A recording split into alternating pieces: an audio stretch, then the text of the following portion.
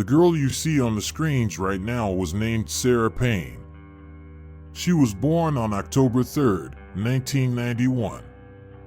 Sarah lived with her parents, Michael and Sarah Payne, two older brothers, and a younger sister. Their home was in Jersey, England, just a few hours away from her father's parents' home, where this story actually took place. Apart from her family, there wasn't much to say about Sarah, as she was only 8 years old at the time of the incident. The family was quite organized when it came to raising their children. Sarah's mom worked at a bar during the day, and her father worked at night. In the morning, Sarah took the girls with her to work, and when they returned home after lunch, their father was already awake, so they could all spend time together. July 1st, 2000, was an ordinary day. The girls went to work with their mom, and when they returned after lunch, they started packing their bags to go to their grandparents' house. Their home was in a beautiful location on the Kingston Gorse coast. It was a tranquil place with plenty of room to play, and everything seemed perfect for spending the weekend with the kids. It all appeared quite safe, but unfortunately, it wasn't.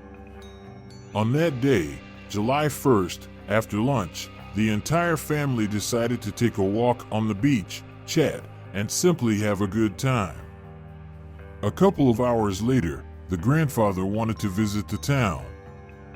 Of course, the older sons wanted to walk separately, but they had to stay and watch over their younger sisters since they were responsible for them.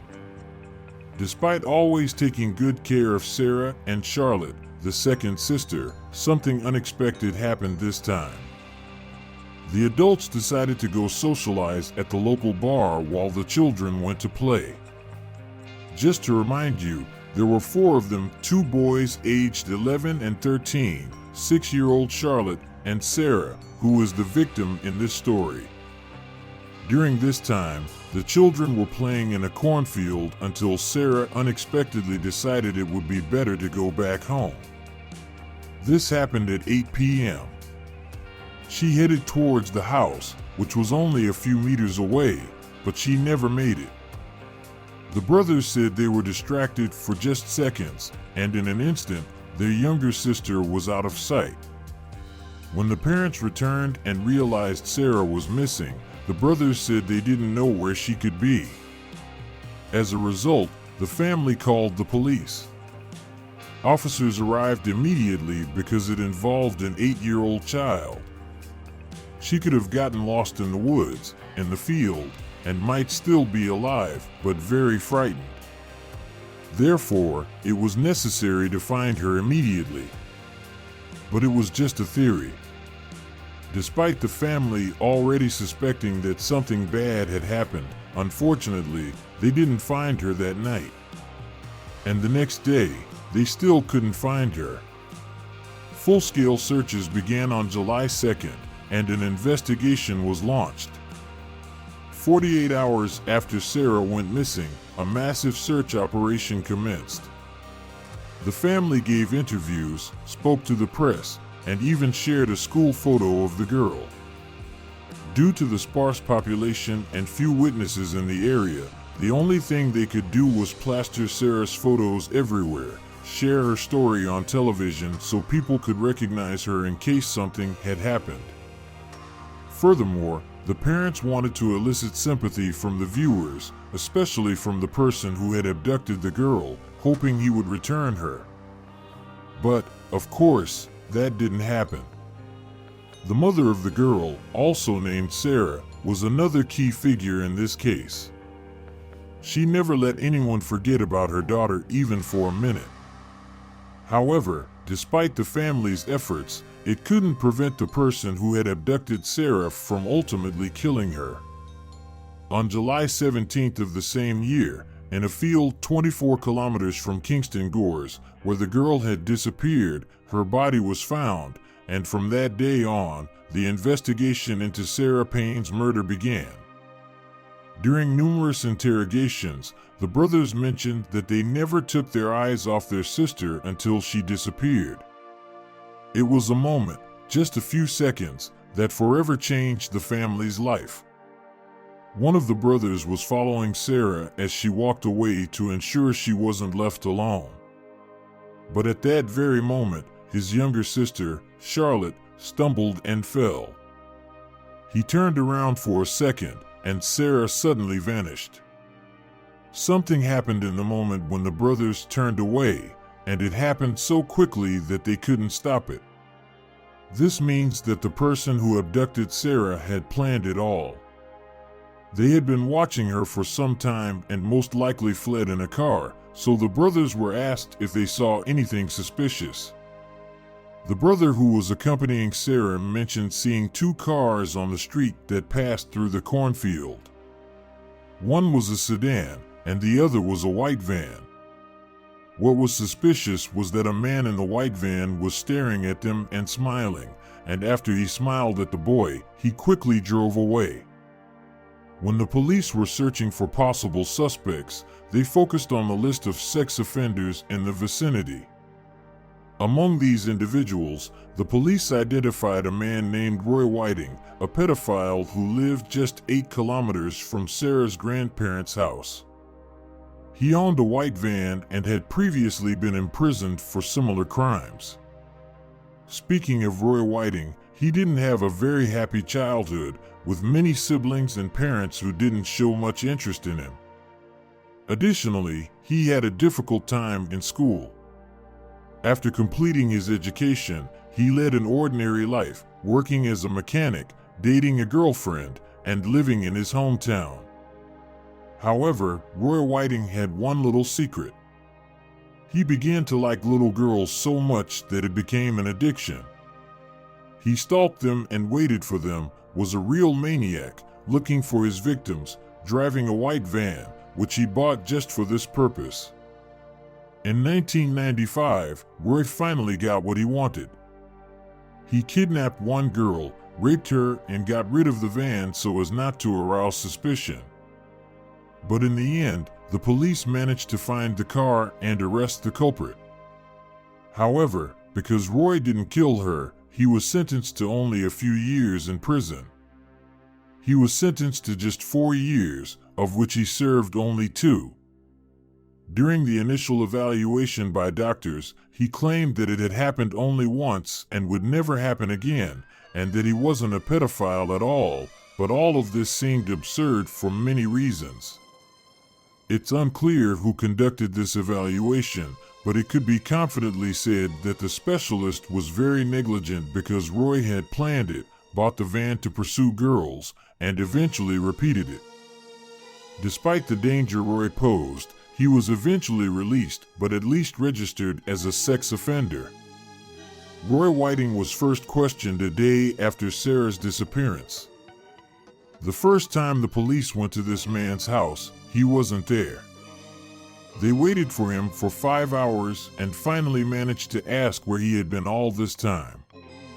It was just a formality, as they didn't immediately accuse the man of anything.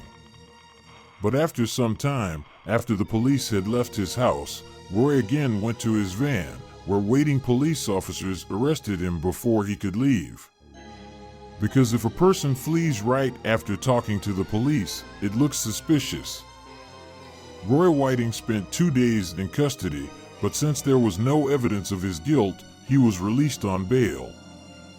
However, the police found a gas station receipt among his personal belongings near Colum, the area where one of Sarah Payne's shoes was found.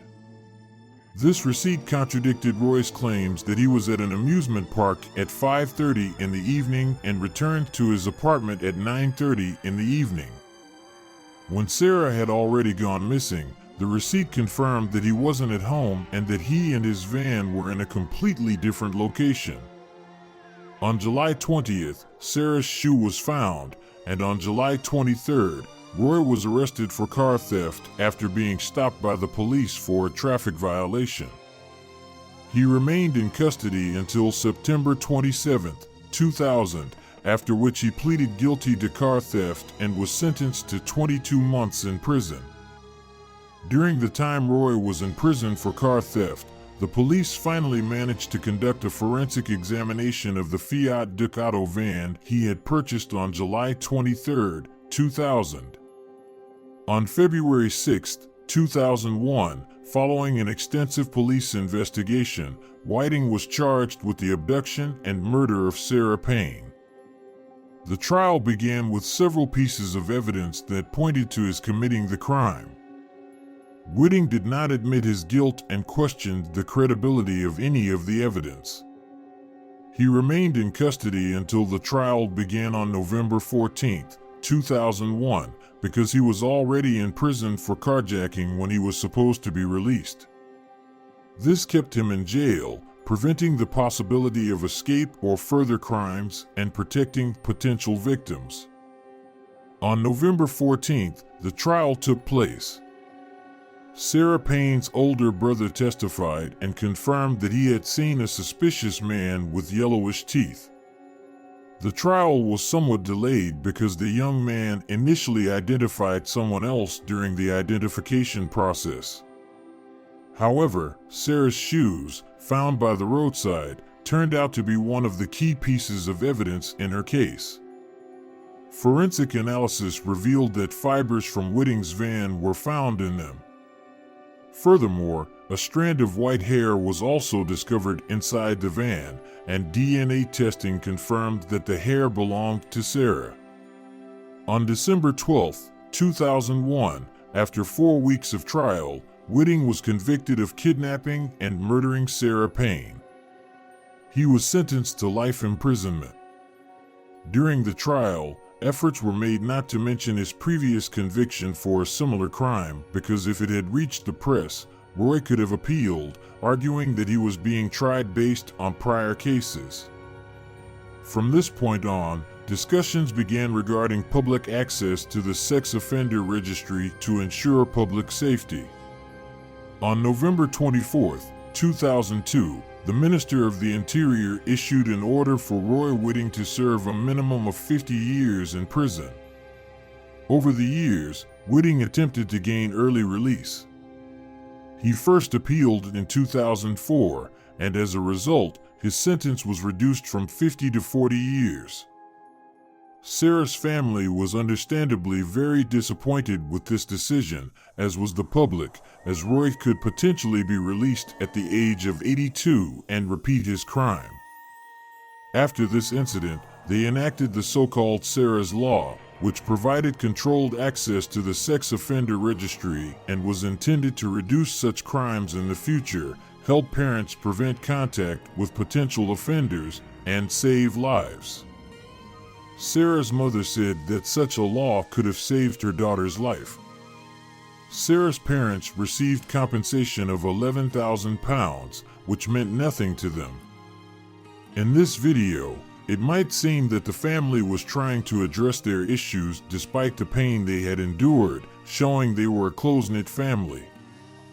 However, Sarah's father never managed to cope with the loss of his daughter and, at the age of 45, took his own life in their own home.